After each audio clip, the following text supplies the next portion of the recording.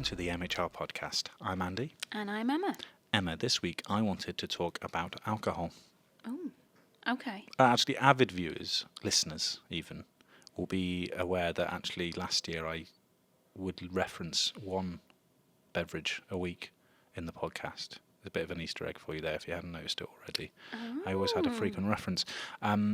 And I wanted this week to talk about the changing culture towards alcohol in the workplace or work social environments. Okay.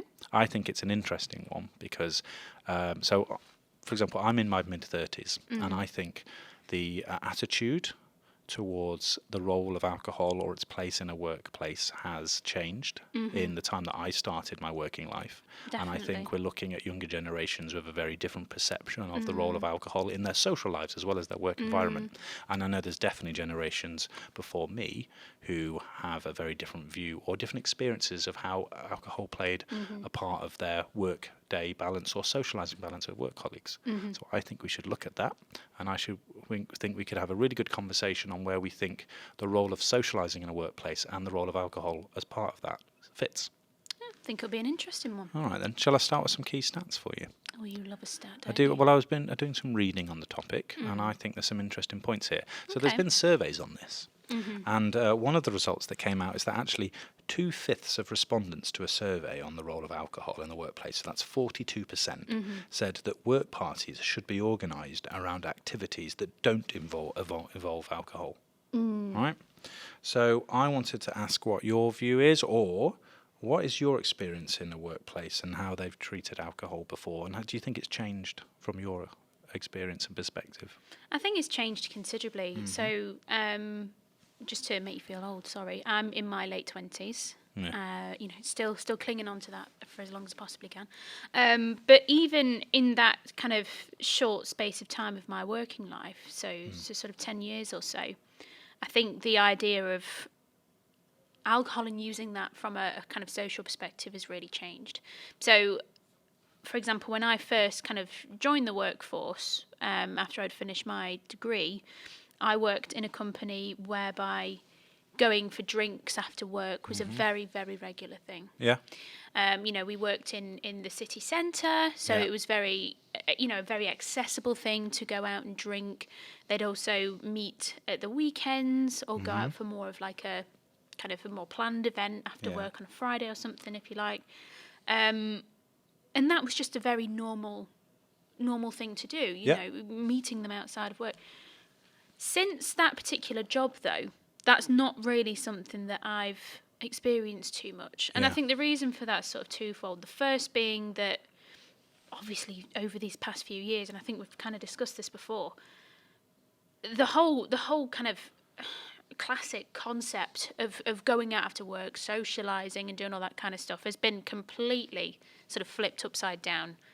You know, that's not being accessible to us. Yeah. Whereas now that is more available to us and we can go out, I think people now have a slightly different perception on what they kind of enjoy and what they want to get out of it. And I've definitely noticed a shift in that. Yeah. You know? How about you? Yeah, similar. And I think to me it was a lot more prevalent pre-lockdown as well. I changed jobs and organisations twice during the lockdown period, and then I've stayed here for a while because I really enjoy it. But I think the perception when I was in my maybe like early 20s and I was coming into more of a professional work environment, and I was self-employed for a number of years before that, and actually I probably had a lot more alcohol consumption in my work pattern then because I worked in a different industry. It was when you're more in the cultural and arts industry, there is tend to be a lot more socialising or meetings in maybe a less formal environment. When you're in a corporate environment, I think it's not as like that. But I remember talking to managers years ago who used to say, "Oh, we used to regularly go out to the pub every lunch and we'd have a few pints and then come back to work in the afternoon," and that would blow my mind because I'm like, well, I don't think I would focus like that, or I don't think it would do anything for my productivity. But I remember only like 4 years ago, where it would be I would work in a city centre maybe, or quite an urban built-up environment, and it would be a normal thing to at least once, twice a week to meet all your colleagues at the nearest bar to just, I don't know, relieve that tension of the work day and have a drink and socialise. And it necessarily wasn't just about having a drink, it was about talking, but the drink was the main medium for how you would have these social occasions, so it was very much driven on that. I think after that, recently, I think the world seems to have opened up a bit more in terms of having conversations about why we need to do that. And I think it's really important that workplaces have these social interactions, but it doesn't need to be led on alcohol. And I think there is also a generational shift towards consuming alcohol. And that's what I want to talk about next, actually. So Okay. on a broader context, before we talk about the impact of work or how businesses are looking at this, I was reading another article that says, drinking has long been the centre of workplace culture, but younger employees are absolutely challenging the role of alcohol in the office.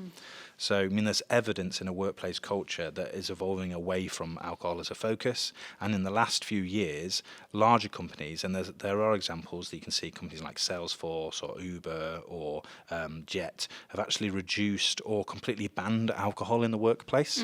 And that's because things have changed in decades, and there's a gradual shift away from socializing that's focused around alcohol. And part of their broader recognition is about health and safety issues or health and well-being of employees. And as soon as you feel like as a company you're endorsing behavior that may be detrimental to their health or putting them at risk, you're liable. So why would you promote that behavior? Why not promote activities that aren't putting people's health at risk? Because whether we like it to admit it or not, if you do enjoy a drink or you like to socialize, that is at the detriment of your health. It's not a healthy habit. It might be, even if you find it enjoyable. Right? I think a really interesting example of what the shift has kind of created is looking at kind of networking opportunities. So thinking of things like you take a client out for food and for drinks as a way of kind of wooing them to secure a sale or something like that. That was extremely commonplace, sort of 10, 20, 30 years ago. And I've worked with older teams, older management, where they've kind of questioned why that isn't such an accessible thing anymore. This is going back a few years ago now, but it was becoming more and more restricted as to what you could do with a client and or a customer, to kind of. What would you refer to it as? Kind of like the hospitality of them and trying to woo them to secure the something. The schmoozing. That's definitely the technical term. Thanks, Andy. But like the whole kind of expense crackdown on that has been massive, and trying to create a control of, does it need to be all perks and things to secure that? We should be able to, secure the deals through professionalism and through purely the work that we do as a business. And it shouldn't be managed through alcohol and doing the kind of hospitality element. So I think that is a great example of where we've seen that big shift. And lockdown and COVID was a big kind of stop on that. We didn't have the opportunity to be able to take customers out and do all of the hospitality side of it anymore because we didn't have access to them. It's similar to like the conferencing and the events stuff as well. Like businesses were forced to not go away or to fly internationally or to hold these big events. We had to do it digitally, and whether we liked it or not, we felt it was as fun or not. There is obviously a big, from a commercial point of view, they were evaluating actually what is the real value of doing this activity when we can do it in different ways. An interesting stat then as well that complements the point you're making is that actually workplaces are having more conversations about sobriety and struggles with alcohol as well, and that's a less of a taboo subject that people want to talk about. These debates are hosted online as well. So we all have heard of things like dry January and then go sober for October. These are also things that businesses buy into as like charity endorsements that they can support, and businesses want to be seen to be supporting issues like that. So give you some context. In 2023, about 4,000 Britons took part in dry January. Right? By 2022, so last year, 130,000 Britons were doing it. So you can see that there's a generational shift towards perceptions of this, and there's more willingness as a result for businesses to experiment with cutting down alcohol consumption and trying sobriety and supporting that in the workplace, because there is more momentum behind that. I think there was a survey where the 4,000 UK students in Bright Network, which is a graduate careers and employment specialist, said 45% of all their respondents said alcohol shouldn't play a role in work social activities. There you go, you see. So let's leave it there. Let's grab a drink. We'll have a coffee. And we can pick up on where we think things are changing and what that means for businesses. Okay. The MHR podcast, HR, payroll, finance made marginally more interesting.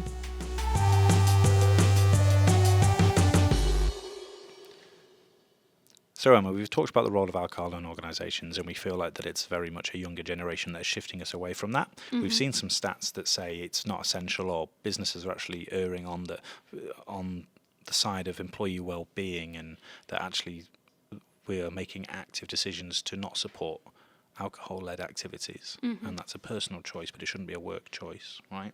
So what do you think the options are? What should employees be looking at, or how can we create social, cohesive and bonding experiences for workforces that don't involve alcohol?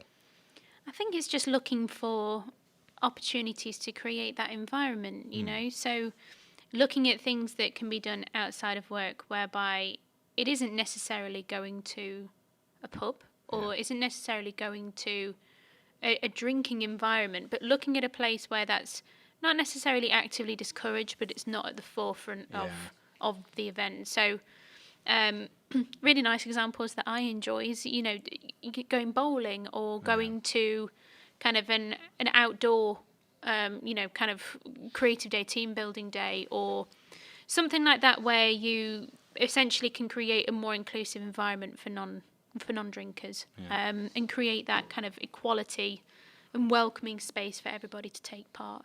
Because there's so many reasons in which a person may choose, you know, not to drink. It could be for religious reasons. It could be for health reasons. Yeah. And it can also just be personal preference. Yeah. And I think, as we discussed before, there are more and more younger people that are opting to choose sobriety. Yeah. And there's much less of a reliance on that there used to be, and that needs to be reflected in how workplaces respond to social events as well. Yeah, because this isn't just a debate, is it, on how acceptable or responsible a business feels about their employees in alcohol-based activities or social events. This is also a discussion about inclusion and different people's preferences. So I was reading an article that was talking about the change and trends of drink consumption generally, and one quote that I found really interesting was that tactics like non-alcoholic options and bonding activities that aren't dependent on alcohol not only create a more inclusive environment for non-drinkers, where they feel equally valued and are welcome, but a space where staff who drink feel more comfortable, and then everyone wins. Because I suppose like the old perception is, and this might be something that's culturally relevant to the UK maybe, but was that alcohol was a good icebreaker and it relieved the relieved the inhibitions, and you gave you a bit more courage. We're a socially awkward nation, aren't we? Speak for yourself. I'm a socially awkward person. Just generally speaking. But actually, if you want to meet new colleagues and you're feeling socially awkward about it, actually there are different ways to do that. And also there are different cultures and beliefs and views and perceptions on alcohol and what's acceptable, and we need to be making sure that workplaces are embracing all perspectives of that. So providing an option that's led by that is actually excluding people, and that's not okay, and it's not good for collaboration and building up teams. It's an interesting point that you said there, where you said, you know, but creating a space where staff who do drink feel comfortable. Yeah. Because what you don't want to do is completely flip the switch and, you know, kind of accuse those people of being, you know, wrong for wanting to have a drink, because ultimately that's their prerogative. You know, businesses do, you know, and organisations do have a duty of care to make sure that that's done in a controlled way. Yeah. But it's not something that should be completely prohibited if that's, you know, not what the team wants to have. So finding that balance is really important, I think. Okay, I'm going to have to cut the conversation there for a second, Andy, because I've just got a very interesting email from producer Lee and assistant to the producer Tom. I block them. It's easier. Is that why you've not received it? I don't get it, no. Oh, that makes sense.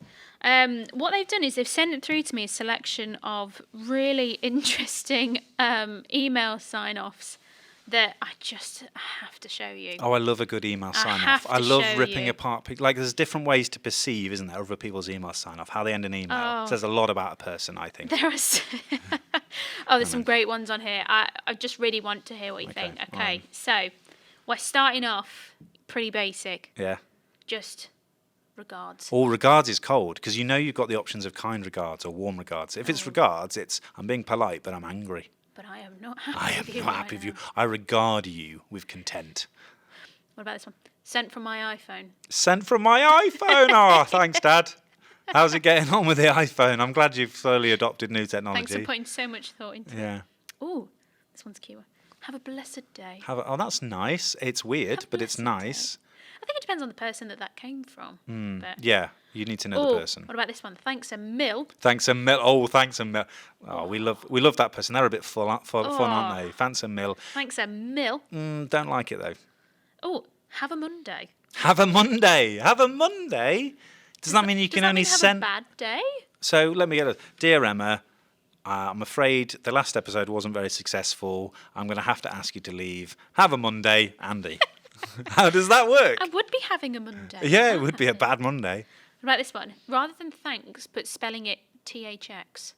Oh, I don't think abbreviations like that should be used unless you've got a mobile and you're in 1998. I'm not using a Nokia 3310, mate. Yeah, I don't need. thanks. It's not even easier on a keyboard. Stop it. It's not, is it? No. It's not. I have to keep Thanks. pressing the buttons again and again. Thanks. Impractical. Oh, this one's ridiculous.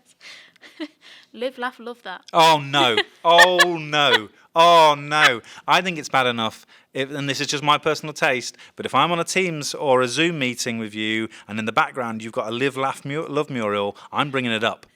I am bringing it up. And if you're not living, laughing, and loving on that call, I will mention it because there's a mural, and you should be doing what you're being There's an told. issue there. I'm not happy with that. Oh, the next one I've got, which is wonderful. Cheers, Ian. Oh, cheers, and then they don't do the comma and they do their name. So like, hi Emma, I just wanted you to get on with that task here. That would be brilliant. Cheers, Andy. Andy. Cheers, Just Andy. nothing like thanking yourself at the end of an email. Thank you to me for sending such a wonderful email. Just want to let you know you did a really good job. Thank you to myself. Oh, this one. Have the day you deserve. Oh my That could come days. across quite pedantic, couldn't it? What if it's a bit of a mean email? It's like, Yeah, have the day you yeah. deserve. I really wasn't happy with what you did there. I want to have a word with you. Come and meet me in my office tomorrow. Have the day you deserve. You'll be rolling around. Depends what you PCs deserve, tomorrow. doesn't it? Oh, I appreciate your unwavering support. There's a lot of assumptions going on there. That's passive aggressive. I kind of put that in the same category as when people put thanks at the end of an email where they've requested something. They're thanking you in advance for the something that Yeah. they really want you to do. No. Just come out with it and say thanks in advance. Yeah. You know, thanks in advance. I for think you your should reply to thanks for your unwavering support with thanks for your unwavering optimism. support. Ooh, Yeah. I would like that. What about namaste? Fine. I mean, we have unless I Depends didn't on the know person. I didn't know people emailed while they were doing yoga. Well, whatever you're into, I guess. Hasta la vista. That's not a sign off. That's not a sign Come off. on. That's no one does that. Hasta la No one vista. does that. Well, this one, beep, beep, beep, that's all, folks. That one. Like an episode of Looney Tunes. Yeah. That doesn't happen. No. It's such a bad impression. That was wasn't it? awful. I'm sorry. That's it. I think we should leave that there. That is all, folks. No more. Thanks. Oh, but there's some really good ones here. By this one, stay frosty. No? I'm upset now. I don't like any of these. Kind regards. That's all you need. Kind regards. Please This stop. message brought What? to you said this message brought to you by electricity. What? That's not a sign No off. snail mail here. Who's found that? Who's using a typewriter? I think that's what producer Lee uses. Yeah. I bet it's that kind of guy, isn't it? Let's be honest. And let's just look at this last one. We are born crying and confused, then things just get worse. I love being in if you work with someone who's having an existential crisis, you can report them to your HR team. Yeah, if you receive an email signature like this, I would seriously recommend speaking to your line There's a manager. few stand-up comedians that joke about good sign-offs, so conversations generally where you can just go like, and remember, death comes to us all. See you tomorrow. Oh, dearie me. Right, Emma, with that levity aside, and before we sign off for this episode, what's your summary then? Do you agree that there's a shift in culture? Do you think people need to act differently, or is it all about balance? I think that there has been a significant cultural shift in the kind of perception of alcohol and the use of alcohol for both work and for social purposes. Yeah.